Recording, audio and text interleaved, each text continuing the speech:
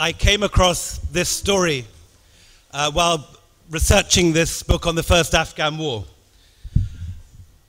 And I meant to produce a beautiful PowerPoint for you, but somewhere between here and Delhi it got lost. So instead I'm going to ask you just to picture two scenes in the next 15 minutes. The first one, I'd like you to imagine the borderlands between Persia and Afghanistan. The date is 1836. And a lone horseman is riding through the scrub desert, having got lost in the course of an epic ride from southeast Persia. He's lost the road, it's the middle of the night, he's alone, and dawn is just about to break over the Shah Jahan Mountains, famous now for their turquoise mines, where between Meshed and Herat, lost somewhere in the desert. Even today, it's pretty dangerous territory. It's the old opium route still run with smugglers. It's still wolves in winter. Even today, during the daytime, it's not the kind of area you want to be wandering around on your own. You certainly don't want to be wandering around in the middle of the night, having got lost. And in 1836, even more so. This was an area full of brigands. It's the debatable land between the disputed borderlands of Persia and Afghanistan. And as this traveler is trying to find his way back onto the main road, which he's lost in the middle of the night, he can see, just as dawn is breaking, a party of horsemen riding through the desert towards him, kicking up a great funnel of dust behind them. Now, this horseman is a very interesting character. He's called Captain Henry Rawlinson, and later on he's going to be famous for two things in his life. The first is that he coins the phrase, the great game. The second is that he translates cuneiform, the ancient Persian script. He's the first person to translate it. But at this stage in his life, he's a young intelligence officer who's been posted from the East India Company to Persia in order to keep a watch on Russian activity. This is a period when Russia and Britain are facing off against each other. The British have expanded with incredible speed up from Calcutta they've conquered more territory in India in the previous 50, 60 years than Napoleon conquered in Europe. With equal speed, the Tsarist forces moving southwards from Russia. And everyone can see that the two are going to meet somewhere in the middle, probably in Afghanistan. Rawlinson is there to keep an eye on Russian influence in Persia. And in the middle of the night, as he's heading to the Shah's camp, the Shah is going off to try and attack the Afghan city of Herat. He sees these horsemen riding towards him. And afraid that they're brigands, he backs his horse down a side valley. And it's now first light. He can see some detail. And this party of 50 horsemen ride past him. And as they ride, he can see that in fact they're Cossacks. Now there's no reason for Cossacks to be in northern Persia at this period, heading towards Afghanistan. And Rawlinson, who's made this discovery only by accident of having lost the road, realizes that this is actually an incredibly important piece of information. This is the first solid information there's ever been about something that the hawks in Britain have been predicting for 20 or 30 years, that Russia is going to establish relations with the Afghan rulers and try and set up some sort of alliance with Afghanistan that the British hawks fear will endanger British possessions in India. This is the very first evidence that the Great Game is actually a reality rather than a figment of everyone's imagination. Having spotted the Cossacks, Rawlinson decides not to hide in his little gully, but he follows them. It's now becoming, light is rising, the sun has risen over the mountains, and he follows them down a side alley, and eventually confronts the party as they're having breakfast beside a river around 9 in the morning. And he meets a handsome, blonde officer in full Cossack kit with the boots, the jodhpurs, all the usual accoutrements.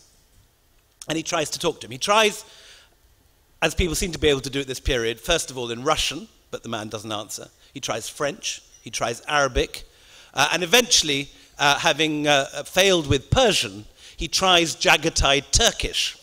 And the young blonde officer replies. And they have a stilted conversation, and he says he's on his way, as Rawlinson is, to the Shah's camp outside Herat. Rawlinson heads off to the Shah's camp and gets there before this Russian party, goes straight to the Shah's tent and asks what on earth these people are doing.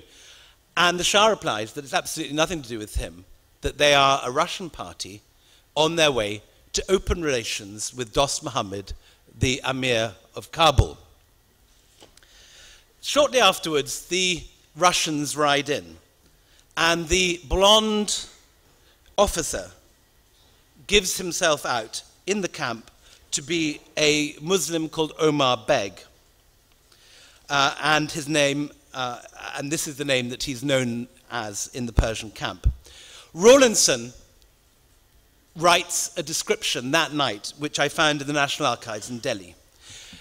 Those of you who know the novel Kim, Kipling's novel Kim, will know about Kim's game, this game where you're given a tray of objects to memorize in order to sharpen your memory.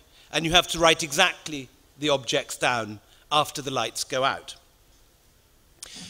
I think the sheer detail that Rawlinson presents of Vitkovich, I'm going to read his description, indicates that he had some sort of training like this. The officer, Omar Beg, is extremely fair, without color in his cheeks. He has a broad, open forehead, very bright eyes, rather wide apart, a well-formed nose, a short upper lip, and a smiling mouth. He wears a beard and mustachios of a light brown color. The mustachios are not long, but the beard which covers the lower part of the cheeks and his entire chin is particularly full, short, and bushy. He wore a round Cossack cap, a dark green Georgian coat, narrow cross belts ornamented with silver across the breast, cartridges on the left side in the Georgian fashion, and a sword with a steel scabbard attached to a black waist belt, which was fastened with plain silver plate. He had full dark cloth shalwars and well-made Russian boots. He had 2 good-looking grey horses, one of which he rode, the other of which he led. He rode on a plain Persian saddle, covered with dark cloth, and had a short black cloth shabrak. He had Persian holsters, and the stock of his pistols, which appeared of Turkish workmanship, were of ebony, inlaid with silver. He spoke Persian fluently, but with a short, sharp foreign accent, never pronouncing the A broad and full as the Persians do. He was a perfect master of Jagatai Turkish, but he did not speak the Constantinople or Persian dialects of that language. So this incredibly detailed description gets sent off to every British intelligence officer monitoring the passes between Afghanistan and British India. The idea being that Vitkovich, this young officer, is going to be heading on to India in order to foment rebellion. This is a period of extreme paranoia among the British. The British are convinced that their empire in India, which is bringing in so much money for them, is extremely precarious and it could disappear at any moment. Now, in the intelligence details which are sent on to the legation in Tehran and then back to London, this lone officer seen at dawn in the desert is presumed to be a Russian of Muslim descent, and his name is given as Omar Beg. In reality, almost everything about Rawlinson's report was wrong. The man he met was, in fact, a Polish nobleman called Jan Vitkovich, who had taken the Russian name when he entered Russian service as Ivan Viktorovich Vitkovich. He had the most extraordinary life story. Age 14, a Polish nobleman born in Vilnius, now obviously the capital of Lithuania, he had joined a secret underground revolutionary anti-Tsarist movement called the Black Brothers.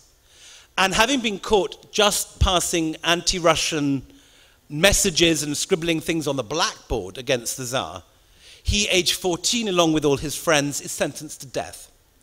That death sentence is commuted, and instead, at the last minute, because he's only 14, unlike the 16-year-olds, he's not sentenced to death. He's merely sent off in chains to the steppe at Orenburg and the southern borders of the Russian Empire as a private soldier, stripped of nobility, not allowed to communicate with his family, and just put in with all the former convicts in this sort of punishment posting in the far corner of the steppe.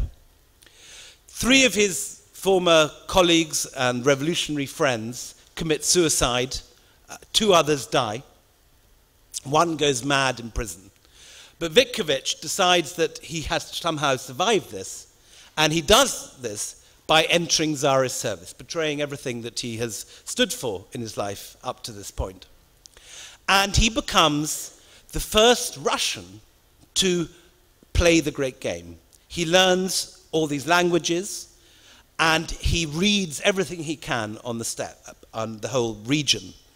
And when the explorer Alexander von Humboldt visits this remote fortress where Vitkovich has been living as a single private soldier, he's told about this very learned young man who has all of Humboldt's books and has spent all his money on buying books of travel and exploration. And so Humboldt gets this private soldier called to him and uncovers this whole life story. And it turns out that Vitkovich has been trained up to be the Russian answer to the British intelligence agent Alexander Burns. Often in foreign policy in our own time as much as before, hawkish imaginings about, paranoid imaginings about what other powers are doing can create the very thing you fear. For example, when America allegedly invaded Iraq in order to root out Al-Qaeda, they actually created Al-Qaeda in an area where it hadn't existed before. Exactly the same happens at this point. By sending Alexander Burns into Central Asia disguised, he then writes an account of it that gets translated into French. That French account is read in St. Petersburg. The Russians reply to these British imaginings of Russian ideas about conquering the steppe and moving into Afghanistan by actually creating exactly the threat that's imagined. I've got 2 minutes left and I have half my story to go. This rivalry creates the first Afghan war, the great catastrophe of British imperial history. 18,000 troops are marched into Afghanistan to counter this entirely imaginary Tsarist threat. Although Vitkovich has been sent to establish diplomatic relations, there is no Russian designs on Afghanistan at this stage. In the denouement of this unnecessary war, 18,000 British troops march into Afghanistan. Only 1 man famously makes it out of the retreat to Kabul. Dr. Brydon, on his pony, arrives in Jalalabad. The whole of the rest of the army is either killed or enslaved or taken hostage by the Afghans. It's the largest British imperial defeat until 100 years later they lose Singapore and another army surrenders and is lost in its entirety. Vitkovich, having successfully established diplomatic relations with the Tsar, finds that his entire operation has been outmaneuvered by the British in 1839 by this invasion. And the second image I'd like to leave you with is the image of a boarding house in St. Petersburg in May 1839. And a chambermaid knocks on the door of this cheap room, and it's locked from the inside. Eventually the door is broken down, and Vitkovich is found sprawled on a cheap bed, having shot his brains out. Or so it's thought. There are 3 theories about why Vitkovich's dead body is found in this boarding house. One is that he arrived in St. Petersburg was refused an interview with the Foreign Office that had sent him on this mission, and that in despair he'd blown his brains out. The second theory, which is the Russian theory, is that it was a British intelligence hit, that somehow they got into the hotel room, that they'd shot him, pinched all his documents, and brought it back to London. And this is still widely believed in Russia today. The third version is the Polish version. Having arrived in St. Petersburg on the eve of his meeting with the Tsar and Count Nesselrode, the foreign minister, having achieved all that he had tried to do, having left home in chains, having returned with an interview with the Tsar, he meets at the theatre in St. Petersburg one of his fellow Polish exiles, tells him excitedly of his successes, of his great adventures in Central Asia. And the man is disgusted and says, "What are you doing? You used to fight for freedom. Now you are helping enslave independent nations. You should be ashamed of yourself." And according to the Polish version, Witkiewicz, disgusted, goes home and blows out his brains.